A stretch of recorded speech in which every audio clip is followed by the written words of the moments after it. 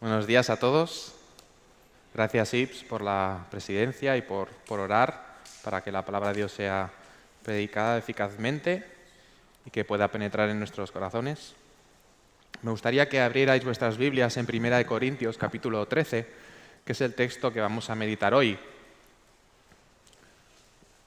Es un texto muy conocido porque habla del amor, ¿verdad? El texto del amor por excelencia, que lo escuchamos muchas veces en las bodas, ¿verdad que sí? Incluso bodas no cristianas, también lo he llegado a escuchar. ¿En alguna boda de aquí se ha leído este texto? Aquí ya tenemos a alguien. Bueno, tengo que decir que no es un texto que está escrito para unos novios ni para el matrimonio, pero se puede usar también, porque así como se puede usar en toda la vida cristiana. Es un texto que está escrito para la Iglesia. Este es el contexto de este texto, así que vamos a leerlo, 1 Corintios 13.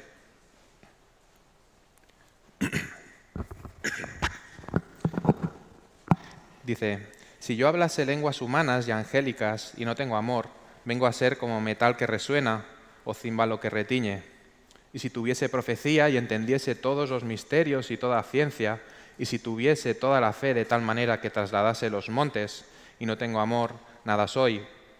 Y si repartiese todos mis bienes para dar de comer a los pobres, y si entregase mi cuerpo para ser quemado, y no tengo amor, de nada me sirve. El amor es sufrido, es benigno. El amor no tiene envidia. El amor no es jactancioso, no se envanece, no hace nada indebido, no busca lo suyo, no se irrita, no guarda rencor, no se goza de la injusticia, mas se goza de la verdad. Todo lo sufre, todo lo cree, todo lo espera, todo lo soporta. El amor nunca deja de ser, pero las profecías se acabarán y cesarán las lenguas, y la ciencia acabará, porque en parte conocemos y en parte profetizamos, mas cuando venga lo perfecto, entonces lo que es en parte se acabará. Cuando yo era niño hablaba como niño, pensaba como niño, juzgaba como niño, mas cuando ya fui hombre, dejé lo que era de niño. Ahora vemos por espejo oscuramente, mas entonces veremos cara a cara. Ahora conozco en parte, pero entonces conoceré como fui conocido. Y ahora permanecen la fe, la esperanza y el amor, estos tres, pero el mayor de ellos es el amor. Hasta aquí la palabra de Dios. Vamos a orar. Gracias, Padre, por tu palabra, Señor. Te pido en esta mañana que pueda ser predicada eficazmente a través de tu Espíritu Santo, con poder para penetrar en nuestros corazones, para cambiar nuestras vidas, para crecer en santidad, y para que aquellos que no te conocen, Señor, sean vueltos sus miradas a ti, sean revivados sus corazones, y con fe, Señor, vengan a tus pies. Te lo pido en el nombre de tu Hijo, Cristo Jesús. Amén. Bien, me gustaría poner este texto un poco en el contexto de la ciudad de Corinto, en primer lugar, porque el texto está escrito, está dentro de una carta que está escrita a la iglesia de Corinto, y Corinto era una ciudad importante entonces. La ciudad de Corinto por aquella época era una de las ciudades más grandes del mundo romano. La ciudad había sido desolada y vacía durante algo más de un siglo y Julio César la reconstruyó. Y una vez fue recuperada, esa ciudad pasó a ser la capital de la provincia de Acaya y pasó a ser un centro comercial estratégico muy importante. Así que la ciudad estaba volcada a todos aquellos, iba a decir turistas, pero no eran turistas entonces, aquellos comerciantes que pasaban por la ciudad. Muchos de ellos estaban de paso, pero algunos se quedaban allí por una temporada larga y muchos de ellos se quedaban allí a vivir. Así que cuando nos imaginemos la ciudad de Corinto, para traerlo un poco a nuestros días, nos tenemos que imaginar una ciudad muy antigua. Se habla que es 1000 años antes de Jesucristo incluso, por la que habían pasado muchas culturas, muchas religiones, muchas guerras, y a lo largo del tiempo se había convertido, como decía, en una ciudad moderna, para aquel entonces, próspera y volcada al comercio. Hoy diríamos al turismo, en nuestro caso. Así que sería algo parecido a lo que es la ciudad de Barcelona para la provincia de Barcelona o para incluso Cataluña, lo que sería la ciudad de Corinto para la provincia de Acaya en aquel entonces. Es decir, en una ciudad cosmopolita. Pero si lo pensamos bien hoy en día, en nuestro tiempo, cualquier ciudad mediana, como lo es Vilafranca, es una ciudad cosmopolita, porque podemos encontrar muchas culturas, muchas razas, muchas religiones dentro de una misma ciudad. Así que cuando pensemos en la ciudad de Corinto, no hace falta que nos imaginemos Barcelona, podemos imaginarnos perfectamente Vilafranca, o si vivís en cualquier otra ciudad, podéis pensar en vuestra ciudad. Sería algo similar a los creyentes de Corinto el convivir en una sociedad cosmopolita, similar a la nuestra, con diferentes religiones y afrontar los mismos conflictos que podemos afrontar, por ejemplo, hoy mismo en Vilafranca. Así que en ese sentido, en cierta manera, podemos empatizar con los hermanos de Corinto. Pero como decía, Primera de Corinto es una carta que Pablo escribe a la iglesia de Corinto. Así que para contextualizar el texto que he leído, deberíamos también entender bien por qué Pablo escribe esta primera carta. Es importante entender el motivo de la carta para poder entender bien este capítulo que he leído acerca del amor. La respuesta de por qué Pablo escribe esta primera carta la tenemos en la propia carta, en el primer capítulo. Dice en el versículo 10: «Os ruego, pues, hermanos, por el nombre de nuestro Señor Jesucristo, que habléis toda una misma cosa, y que no haya entre vosotros divisiones, sino que estéis perfectamente unidos en una misma mente y en un mismo parecer, porque he sido informado acerca de vosotros, hermanos míos, por los de Cloé, que hay entre vosotros contiendas». Este es el principal motivo por el cual Pablo escribe. Había sido informado que en la iglesia habían divisiones, habían contiendas, habían problemas. Es decir, en la iglesia de Corinto no había unidad, y por eso Pablo escribe esta carta. Los inicios o el origen de la iglesia de Corinto lo podemos leer también en la Biblia, está en Hechos 18:10. Y Pablo fue allí y estuvo predicando durante 1 año y medio, siguiendo lo que Dios le había mandado. Leemos en Hechos, dice: «No temas, sino habla y no calles, porque yo estoy contigo, y ninguno pondrá sobre ti la mano para hacerte mal, porque yo tengo mucho pueblo en esa ciudad». Así que Dios le declara a Pablo, antes de que la iglesia sea fundada, que él tenía mucho pueblo allí. Es decir, que allí habría una iglesia de hijos auténticos y verdaderos de Dios. También nos dice en Hechos que allí estuvo Apolos, después de que pasara por Éfeso y que fuera enseñado, confrontado acerca de las Escrituras, que le fueran expuestas de una forma mejor por Priscila y Aquila. Luego se dirigió a Corinto y también enseñó allí. Así que la iglesia había sido formada durante mucho tiempo por Pablo y también por Apolos.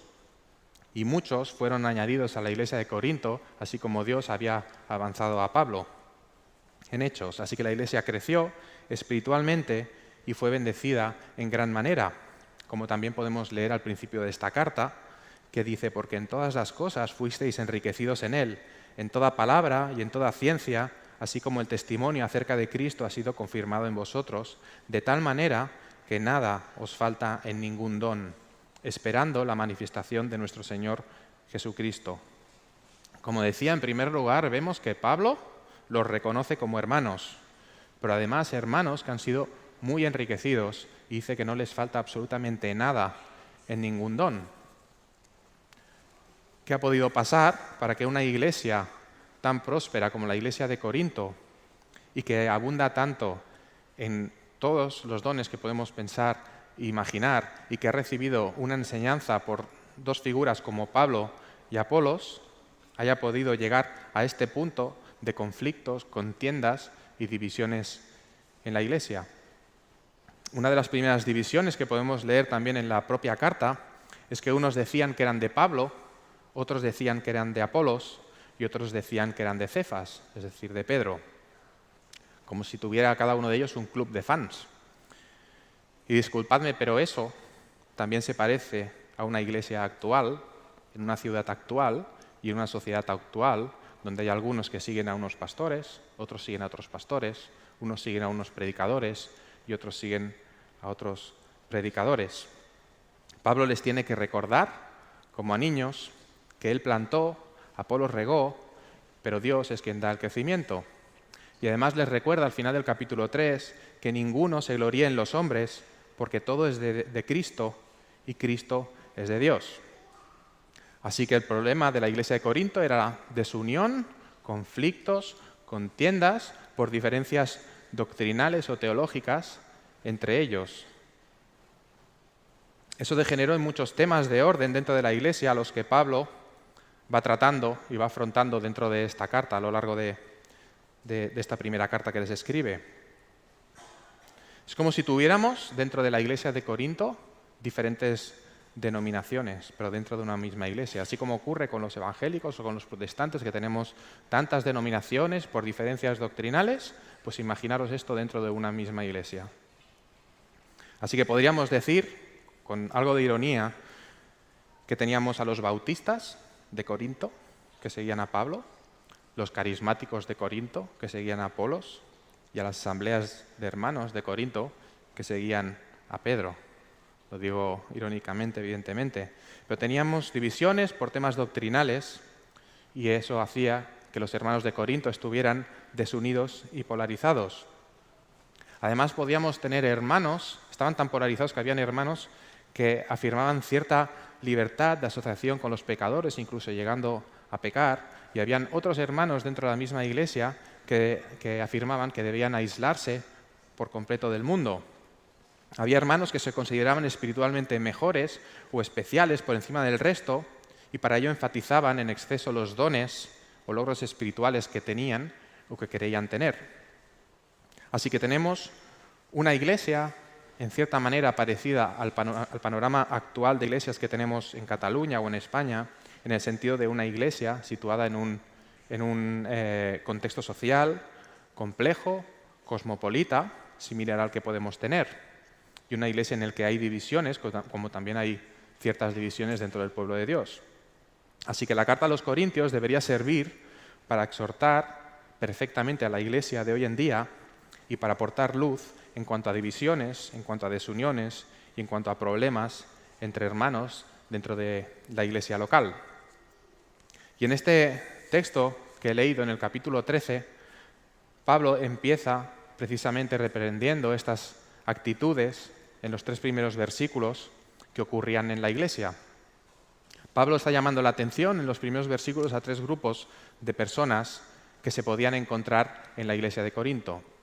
Aquellos que afirmaban tener don de lenguas y por ello se consideraban mejores espiritualmente hablando, se consideraban que estaban por encima de los demás.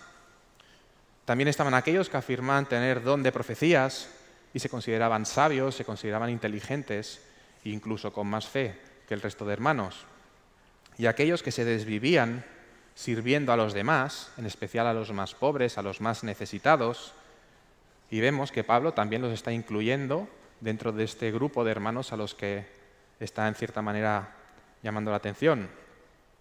Así que hablamos de aquellos que se consideran especiales porque han recibido dones especiales que pocos poseen, aquellos que se consideran doctos, entendidos en las Escrituras, se creen más sabios y por eso creen que su fe es mayor que la de los demás, y aquellos que tal es su sacrificio hacia los demás que se les ilumina la cara en pensar la recompensa que recibirán cuando estén en el cielo. Su corona será tan grande que quizás no la podrán ni siquiera sostener por todo lo que se han sacrificado en esta tierra.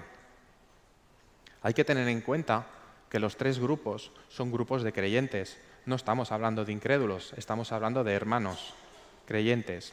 Y además los dones o las características de estos grupos son buenos y pueden servir para la edificación y para el crecimiento de la iglesia. Son dones que sirven para glorificar a Dios. Así que, ¿cuál es el problema? El problema lo define claramente Pablo en este texto. El problema es que no había amor. No había amor entre estos hermanos, no había amor en la iglesia de Corinto. Y por eso Pablo les recrimina a cada uno de estos creyentes su actitud sin amor. Le dice, tú que te crees espiritualmente mejor que el resto, porque afirmas tener don de lenguas humanas, sin amor, delante de Dios solo haces ruido. Eres como un platillo, eres como metal que golpea contra metal. Y eso es molesto, ¿verdad? En otras palabras, le está diciendo, tu don es en vano y tu espiritualidad es falsa. Al segundo grupo le dice, tú que te crees más sabio y con más conocimientos que los demás, si fuera cierto que tu sabiduría es mayor, incluso si fuera cierto que tu fe es mayor, sin amor no eres nada, le dice. No eres inteligente, no eres sabio, es decir, es en vano tu don y es falsa tu espiritualidad. Y al último grupo le dice, tú que ayudas a los pobres, aunque dieras todo lo que tienes, incluso si dieras tu propio cuerpo, tirando de ironía, Pablo, como si eso sirviera para algo, si lo haces sin amor, no sirve de nada. Es en vano tu don y tu espiritualidad es falsa, es mentira. Así que, ¿por qué es tan importante el amor? ¿Por qué Pablo está dando tanta importancia al amor? Bueno, si vemos el panorama bíblico, si vemos a lo largo de la Biblia y miramos el Antiguo Testamento, podemos ver y podemos entender claramente la importancia que tiene el amor en la palabra de Dios. Podemos ver cómo Dios actúa por amor en todo el Antiguo Testamento para salvar a su pueblo. Y si miramos la ley, podemos ver que la ley se resume en 2 mandamientos que se basan en el amor.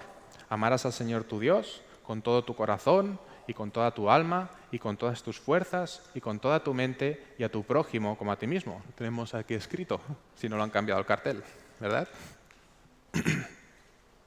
Así que toda la ley se basa en el amor. Pero la base del Evangelio también es el amor. Y la base de la gran comisión que Jesús nos dejó también es el amor. Se basa en la ley, se basa en amar a Dios y por eso lo obedecemos y vamos a predicar el Evangelio, y se basa en amar al prójimo y por eso predicamos el Evangelio al prójimo para que sea salvado por Dios. La relación entre el Padre y el Hijo está basada en el amor. Y la relación del Hijo con su Iglesia está basada en el amor. Tanto es así que podemos leer en la Biblia cómo tomamos el matrimonio, el amor entre el hombre y la mujer dentro del matrimonio, y este apunta a la relación de Jesús con su Iglesia. Pablo mismo es el que dice que esto es un gran misterio para nosotros en Efesios. Y en el Nuevo Testamento hay 2 palabras que definen o que hablan o que se traducen en nuestra lengua como amor. Hoy en día el amor que podemos ver en general, fuera en las películas, en la televisión, etc., es un amor sexual o un amor romántico, que sería la palabra en griego eros, de donde viene erótico, pero esta palabra no aparece en la Biblia, no se usa en el Nuevo Testamento. Una de las palabras que sí se usa y que traducimos como amor es filios. Y es un tipo de amor que hay, por ejemplo, en una amistad o entre compañeros, incluso entre ciertos parentescos familiares. Aristóteles, por ejemplo, habla mucho acerca de este amor en sus libros. Es un amor que puede traer ventajas mutuas, te puede hacer sentir bien. Es un amor donde hay admiración mutua. Es un amor que no es desinteresado porque busca recibir las mismas señales por parte del otro, pero sí que es un amor voluntario, pero recíproco. Implica compartir gustos, intereses, compañerismo. Este no es el amor del que está hablando Pablo en este capítulo. El amor del que está hablando Pablo en este capítulo se utiliza otra palabra en griego que es ágape, que muchos conoceréis. Es un amor que requiere voluntad, que requiere compromiso, que requiere fidelidad y que busca el bien del otro sin esperar nada a cambio. En muchas ocasiones la predicación del Evangelio se ha basado en Dios es amor. Y eso es cierto, la Biblia así lo dice. En 1 Juan 4:8 lo podemos leer. El problema de este tipo de predicación es que a veces va acompañada de un Dios te ama. Y eso ya no es tan cierto.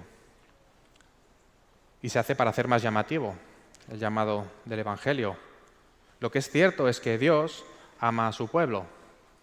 1 Juan 4:8, el que no ama no ha conocido a Dios, porque Dios es amor. Dicho de otra manera, su pueblo ama porque Dios es amor. Y ese amor con el que ama al pueblo de Dios es un amor ágape, es el amor que leemos aquí, en este texto. Es el mismo amor por el cual el pueblo de Dios ha sido amado. Y no voy a entrar en describir o en profundizar en cómo es este amor ágape, porque creo que Pablo lo está describiendo perfectamente aquí las características de este amor. Es sufrido, benigno, no tiene envidia, no es jactancioso, no se envanece, no hace nada indebido, no busca lo suyo, no se irrita, no guarda rencor, no se goza de la injusticia, se goza de la verdad. Todo lo sufre, todo lo cree, todo lo espera, todo lo soporta. Pero hay algo más que está haciendo aquí Pablo, más allá de describir una acción, un sentimiento, una voluntad. Pablo aquí en esta carta está utilizando un recurso literario que se conoce como prosopopeya o personificación. Y lo que hace este recurso literario es atribuir propiedades humanas a algo abstracto como puede ser el amor. Porque el amor no puede sufrir, el amor no puede irritarse, el amor no puede creer o esperar. Esas son características humanas, ¿verdad? Un hombre sí que puede hacer esas cosas, un hombre puede hacer algo indebido, pero el amor por sí solo no puede hacer esas cosas. Así que Pablo está personificando el amor en este texto como si se tratara de una persona. Así que si Pablo hace eso, ¿qué pasaría si le ponemos nombre a ese amor? ¿Podríamos poner tu nombre o podríamos poner mi nombre? En mi caso, seguro que no. Si sustituimos el amor por un nombre, ese nombre tendría que ser Jesús. Jesús es el siervo sufriente que sufrió cuando iba a ser entregado y sufrió cuando fue colgado en la cruz. Jesús es el maestro bueno que sanó a enfermos, que dio vida a los muertos, para demostrar el poder que tenía para deshacer todo lo malo que el pecado había causado en el mundo.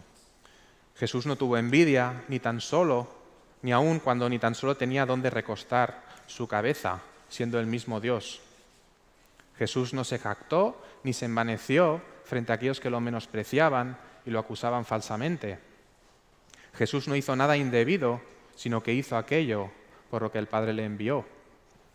Jesús no buscó lo suyo, sino que vino a buscar y a salvar lo que se había perdido. Jesús no se irritó ni guardó rencor cuando era escupido, cuando era insultado y cuando era abofeteado. Jesús se gozó de la verdad porque no miró la apariencia de los hombres, sino que miró su corazón y con verdad enseñó el camino de Dios. Jesús en todo creyó al Padre, en todo esperó en el Padre, todo lo soportó en el Padre y todo lo sufrió por amor al Padre. Dios es amor y eso es verdad. Y la personificación y la encarnación del amor puro y perfecto de Dios es Cristo.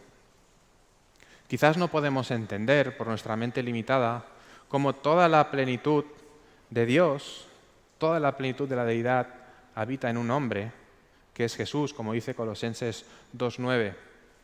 Pero siguiendo el ejemplo del amor, quizás no podemos entender por completo, pero sí que podemos ver por completo cómo Jesús encarna perfectamente todo el amor de Dios y lo pone en práctica.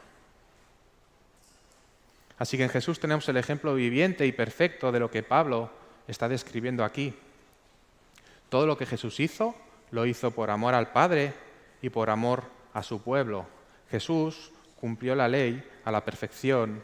Amarás a Dios sobre todas las cosas y al prójimo como a ti mismo. ¿Y quién es el prójimo de Jesús? Jesús mismo lo dice en Mateo 12, dice, porque todo aquel que hace la voluntad de mi Padre que está en los cielos, ese es mi hermano y hermana y madre. Así que Jesús en todo se sujetó a su Padre y lo hizo por amor a sus hermanos y hermanas, por amor a su iglesia, por amor a su pueblo y lo hizo hasta la muerte. No hay nadie, jamás ha habido nadie que ha cumplido la ley de Dios a la perfección, como Él. Pero tampoco hay nadie que haya cumplido la definición del amor que Pablo está dando en este texto. Nadie, solo Él, que la cumplió a la perfección y además siempre, sin un solo fallo. Así que volviendo a la carta vemos que el problema de los corintios era la falta de unidad. Pero esa falta de unidad provenía de una falta de amor. Y si Dios es amor y la encarnación de ese amor es Cristo, es porque provenía de haberse olvidado de Cristo como aquel que trae las primicias, como aquel que les amó primero y aquel al que hay que mirar. Vimos hace ya unos meses en la serie de Apocalipsis, en la carta a las iglesias, cómo el ángel escribe a la iglesia de Éfeso y le dice: has trabajado arduamente por amor de mi nombre y no has desmayado, pero tengo contra ti que has dejado tu primer amor. Recuerda, por tanto, de dónde has caído y arrepiéntete y haz las primeras obras. Esto es lo que le estaba pasando a la iglesia de Corinto. Habían dejado su primer amor, habían dejado a Cristo, habían dejado de mirarlo a Él y en cambio habían fijado su mirada en el mensaje o en las obras de siervos de Dios, pero olvidándose que había sido Jesús quien los había enviado, aquel mismo que les amó a ellos primero. Cerca de casa, en el bosque, donde suelo pasear al perro, hay una higuera y siempre estoy atento a ver si hay higos, porque para llevárselos a mi mujer, que le gustan mucho. Es silvestre, está en medio del bosque, no está en medio de ningún camino ni de ningún paso, y ya hace 2 años que no hay manera. O crecen muy pequeñitos y se secan enseguida o no dan ningún fruto. Y en cambio este año está lleno de higos muy grandes y verdes. Pero no es tiempo de higos aún, eso es a finales de agosto, ¿no? Principios de septiembre. Y yo que soy un chico de ciudad que vive en el campo, pues algunos pensan, no tiene ni idea. Pues es verdad, no tengo ni idea. Y estuve buscando esta misma semana qué le pasa a esta higuera, que está dando fruto cuando no toca. Y resulta que son brevas. Muchos lo sabréis, pero yo no tenía ni idea. Así que estuve investigando acerca de este árbol que ha dicho que están buenas. Pues estuve investigando acerca de las higueras y las brevas. Resulta que no son frutos tempranos, son frutos tardíos. Y resulta que la higuera, cuando empieza a dar frutos a final de agosto, principios de septiembre, si no empieza a dar fruto a tiempo y viene el frío y bajan las temperaturas, no da fruto y ese fruto crece en la primavera del año siguiente y se suelen recoger pues más o menos por esta época, cerca de San Juan. Así que ayer mismo hicimos la prueba de coger una bien grande, que se veía bien madura, la abrimos, era blanca por dentro, eso puede ser normal, a veces son blancas, y mi hijo, que es el más valiente, la probó y no tenía ningún sabor, era completamente insípida. Así que esta higuera no da higos nunca cuando toca y las brevas que da son insípidas.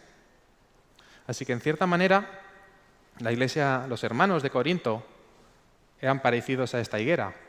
No daban fruto cuando tocaba y el fruto que daban a destiempo era insípido o incluso era amargo y habían conflictos, contiendas, desuniones. Eso era porque habían olvidado el calor del amor de Cristo. Sin el amor de Cristo es como una higuera sin el calor de agosto y el fruto no crece y el fruto no madura. Se habían olvidado por completo del amor que habían recibido y sin amor los dones no sirven para mucho. Algunos en la iglesia alardeaban incluso de su fe, como hemos leído, intentando ser superiores al resto, aparentando ser más espirituales que el resto, tener más fe que el resto. Santiago dice acerca de la fe: muéstrame tu fe sin tus obras, y yo te mostraré mi fe por mis obras. Parafraseando a Santiago, pero en lugar de hablar de la fe y de las obras, hablando de los dones y del amor, yo diría: muéstrame tus dones sin amor, y yo te mostraré mi amor por medio de mis dones. Pablo va reflejando, sobre todo en los primeros 6 capítulos de esta carta, todas aquellas carencias y desuniones que tenían los hermanos en Corinto por esa falta de amor, por esa falta de fijar sus ojos en Cristo y en su lugar fijar los ojos en los hombres. Y les dice en el primer capítulo: ¿acaso está dividido Cristo? ¿Fue crucificado Pablo por vosotros? ¿O fuisteis bautizados en el nombre de Pablo? Sin amor no hay unidad y sin amor no hay crecimiento. el ejercer los dones sin amor no da crecimiento. Pablo en el capítulo anterior, en el 12, está hablando acerca de los dones. Y esto es una carta. El capítulo 12 tiene continuidad con el capítulo 13. Los capítulos es algo artificial, es una carta que escribe. Hay continuidad en toda la carta. Y si miráis el último versículo del capítulo 12, justo al anterior, les dice: procurad pues los dones mejores. Está bien procurar los dones mejores para la iglesia, pero les dice además: mas yo os muestro un camino aún más excelente. Ese camino más excelente es el que está describiendo aquí en este capítulo acerca del amor. Y es habitual en las cartas de Pablo y también en las cartas de Pedro ver relacionado el amor con la distribución de los dones en la iglesia, para la edificación de la iglesia. Porque ¿cómo puede una iglesia ser edificada si no hay unidad? ¿Cómo puede un edificio sostenerse si no hay cemento que una esas piezas pequeñas del edificio a los que llamamos ladrillos? Caería. ¿O cómo puede un cuerpo crecer y puede caminar y puede sostenerse sin las coyunturas que unen cada articulación, cada parte del cuerpo entre sí, como el mismo Pablo escribe en la carta a los Efesios respecto al amor? Recuerdo cuando era joven, en un retiro de la escuela dominical, quizás Marga se acuerda también, porque íbamos a la misma iglesia, nos hablaron acerca de los dones. Y recuerdo que hacían énfasis en que cada uno nos analizáramos a nosotros mismos para ver qué dones teníamos, para ver más o menos en función de los dones que tuviéramos en qué medida estábamos cerca de Dios. Pues bien, si tú quieres medirte espiritualmente, no mires los dones que Dios te ha dado, ni tan solo mires los dones que ejerces en la iglesia. Si tú quieres medirte espiritualmente, toma los versículos del 4 al 7 y así como he tomado el nombre de Jesús para sustituir el amor por su nombre, mira ahora tu Biblia y donde pone el amor, pon tu nombre y vuelve a leer esos versículos. Y ve de esta manera en qué medida eres imitador de Cristo. Sustituye el amor por tu nombre y lee la descripción que hace Pablo. ¿Puedes hacerlo? ¿En qué posición te deja eso si pones tu nombre y lees esos versículos? Esta carta y este capítulo 13 nos tienen que hacer reflexionar a las iglesias y a nosotros mismos como piedras vivas que edifican la iglesia de Cristo, si no estamos cayendo en el mismo error que cayeron los hermanos de la iglesia de Corinto. La verdad es que muchos hoy en día acuden a esta carta para defender sus posturas doctrinales. Tenemos a los hermanos más conservadores que acuden a esta carta para defender su postura sobre temas como, por ejemplo, si la mujer debe cubrir su cabeza o no, o si puede orar, si es correcto que sirva los alimentos en la iglesia, puede cantar, no puede cantar, qué es lo que se considera hablar en la iglesia. Pero también tenemos a los hermanos más carismáticos que también acuden a esta carta para defender la continuidad de los dones de profecía, los dones de lenguas o los dones de sanidad. Incluso algunos acuden a este capítulo para defender el don de lenguas angelicales cuando Pablo lo está utilizando con mucho sarcasmo. Así que lejos de lo que pretendía Pablo, y es que esta carta sirviera para traer unidad dentro de la iglesia de Corinto, pero en general a la iglesia de Cristo, parece que lo que ha provocado en muchas ocasiones es un efecto contrario en muchas iglesias. Discusiones, conflictos y divisiones por razones doctrinales completamente opuestas. Muchas iglesias han sido divididas por temas que Pablo trata en esta carta. Así que es lo que ha ocurrido. ¿Cómo puede ser que Pablo escriba una carta para aportar unidad a la iglesia y que provoque el efecto contrario? Debe ser muy malo Pablo, ¿no? Escribiendo. ¿Qué ocurre? ¿Que no se explica? ¿No sabe explicarse Pablo? En absoluto, porque creemos que toda la Escritura es inspirada por Dios y útil para enseñar, para redarguir, para corregir, para instruir en justicia, a fin de que el hombre de Dios sea perfecto, enteramente preparado para toda buena obra, como él mismo le escribe a Timoteo. Así que el problema no está en Pablo, ni está en cómo Pablo escribió esta carta, sino el problema, cuando ocurre esto, es cómo nosotros acudimos a buscar sabiduría en esta carta y lo hacemos con un enfoque equivocado. Lo hacemos exactamente con el mismo enfoque que habían tomado los hermanos de Corinto. Cuando alguien acude a la carta de Corintios y en lugar de aportar unidad, aporta división, estamos haciendo lo mismo que hacían ellos. Estamos diciendo, yo soy de Pablo, yo soy de Apolos, yo soy de Pedro, cuando lo que deberíamos decir es, yo soy de Cristo, aquel que amó a su iglesia y aquel que me amó a mí primero. Estamos olvidando nuestro primer amor, no estamos mirando a Cristo y no estamos siendo imitadores de Él. Nos estamos amando a nosotros mismos y estamos poniendo nuestra mirada en otras cosas que no es Él. Los hermanos de Corinto creían que habían alcanzado la plenitud espiritual en Cristo y por ello daban una importancia excesiva a los dones que disponía cada uno de ellos. Esta actitud no es tan extraña, no es de extrañar, porque cuando alguien se convierte a Cristo, es tal la transformación y el impacto en su propia vida que la sensación que uno tiene es de haber alcanzado la plenitud. A mí me ocurrió, y quizás a alguno de vosotros también, que cuando se convirtió parecía que había alcanzado ya la meta, que había alcanzado la plenitud. No había nada comparable a aquello. Pero con el tiempo entiendes que lo que ha ocurrido es que simplemente has empezado a caminar, porque es que antes estabas muerto, ahora has empezado a vivir. El contraste es tan grande que te da la sensación que no puede haber nada más por encima de eso. Algo así les había ocurrido en la iglesia de Corinto. Entonces Pablo les tiene que recordar en esta carta que lo que conocemos y lo que hablamos es en parte. Les tiene que recordar que ahora vemos en parte como a través de un espejo, pero a través de un espejo de aquella época, que era metal pulido y te tenías que acercar mucho para ver más o menos tu rostro, pero lo que estaba lejos no veías nada, quedaba completamente borroso, no era como un espejo de ahora. En cierta manera, somos niños comparado con la plenitud de Cristo. Eso es lo que les está diciendo Pablo en este capítulo. La evidencia de ello era precisamente la falta de amor que había en la iglesia de Corinto.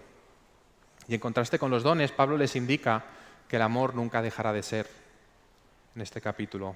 Los dones de lenguas, de profecías o el conocimiento, dones que existían en la iglesia de Corinto, en algún momento iban a cesar.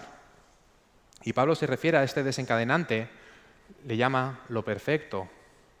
Pablo está apuntando a la anunciada venida de Cristo, el perfecto Hijo de Dios, aquel que nos amó primero y lo hizo de una forma perfecta.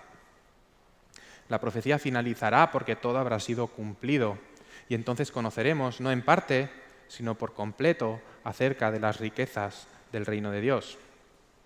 Si tú te crees sabio o te crees pleno en cualquier otro don que tengas, entonces espera a ver a Cristo cara a cara y entonces entenderás y sabrás que hasta ahora solo has sido un niño que solo podía entender en parte. Mas entonces veremos cara a cara.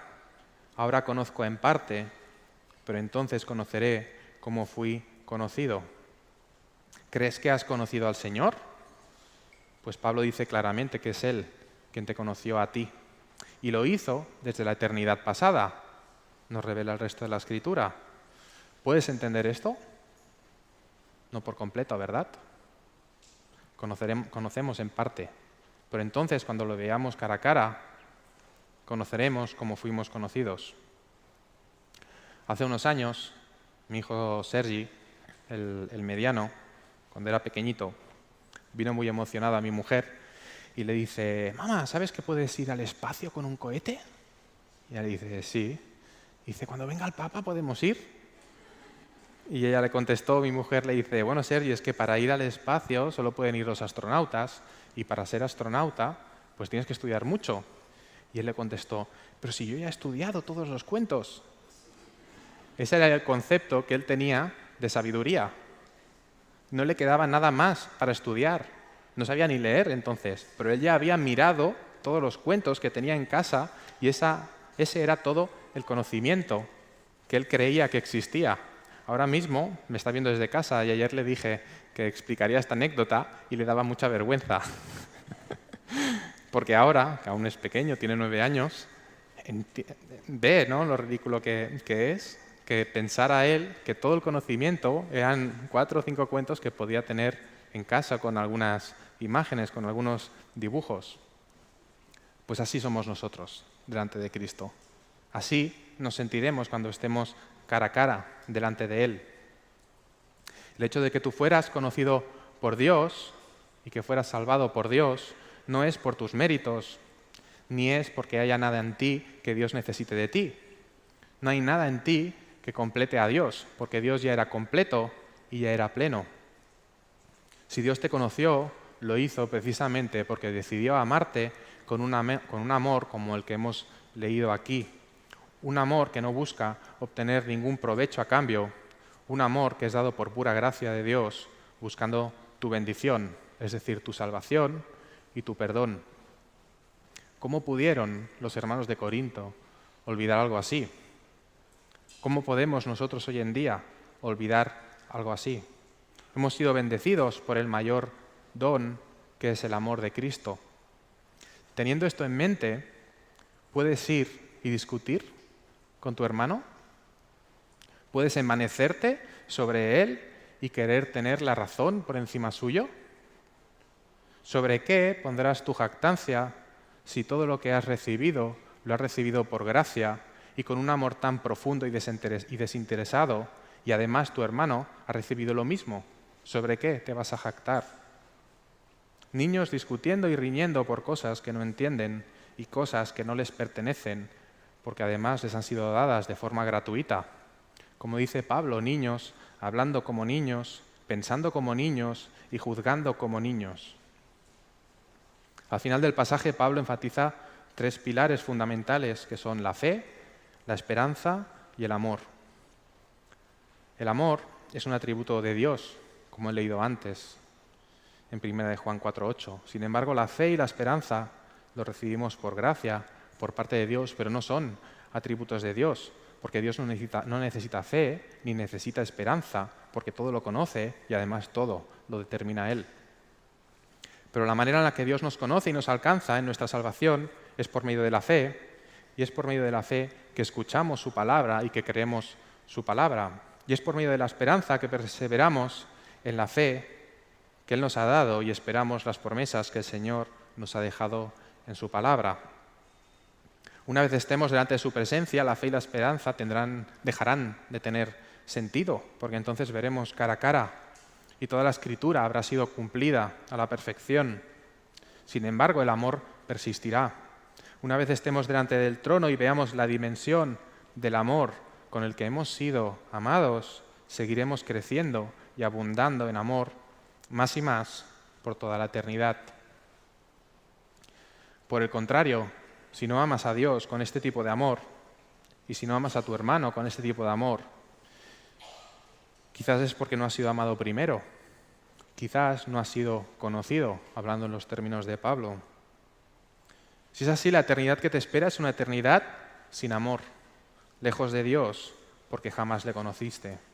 Si es así, si ese es tu caso, atiende bien a lo que dice Pablo en el versículo 13, cuando dice que ahora permanecen la fe y la esperanza, porque la fe y la esperanza solo son alcanzables por medio de la gracia de Dios en este mundo, ahora, en este tiempo. Después dejarán de existir. No habrá ni fe ni esperanza para ti. Así que clama a Dios para que por medio de la fe y de la esperanza seas conocido y seas amado por siempre. Y a ti que has sido salvado por medio del amor de Cristo, por medio de su obra en la cruz, persevera en ese amor que tú has recibido primero. No te conformes con aquello que el Señor te ha dado cuando te conoció. Piensa que en la medida de Cristo, en su estatura, tú eres un niño y su amor debe seguir perfeccionándose en ti, así como el resto de dones que Dios te ha dado. Y piensa que si en la medida que has sido amado debes amar, jamás deberías dejar de crecer en amor, porque el amor de Dios se manifestó en Cristo encarnado, muriendo por amor. en la cruz y resucitando al tercer día. No hay ningún atributo que sea más alto, más sublime y eterno que el pueblo de Dios haya recibido y que el mundo no conoce, que el amor de Dios. Y me gustaría acabar con las palabras de 2 de Juan, que dice: y este es el amor, que andemos según sus mandamientos. Este es el mandamiento, que andéis en amor como vosotros habéis oído desde el principio. Vamos a orar. Gracias, Padre, por tu amor inmenso, inconmensurable, que no se puede medir y que no podemos entender ni tan solo por completo, pero sí que podemos ver claramente en la figura de Cristo encarnado, sacrificándose, dándose por su pueblo, amando a su pueblo y resucitando al tercer día para entregar a su pueblo la vida eterna. Gracias por todo lo que Jesús ganó en la cruz y nos lo ha dado a nosotros como herederos, como sus hermanos, como sus hermanas. Gracias por esta herencia eterna e incorruptible.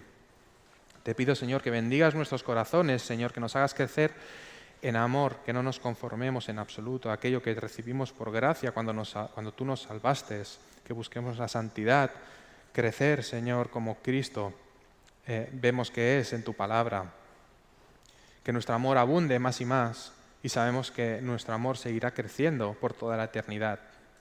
Bendice a la Iglesia para que sea una Iglesia que te ame a ti primero y que ame a sus hermanos, que sea una Iglesia que ponga en práctica sus dones junto con el amor para que seamos enriquecidos, para que haya crecimiento en la Iglesia, para que haya fruto.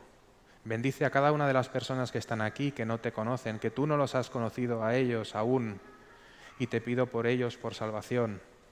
Te pido que tu amor sea derramado sobre ellos y que tú les des el don de la fe para que puedan entender, que sus ojos sean abiertos, que sus corazones sean abiertos, que tu Espíritu sea derramado, Señor, en sus vidas y que haya también crecimiento, fruto, una nueva vida en ti. Te lo pido en el nombre de tu Hijo, Cristo Jesús. Amén.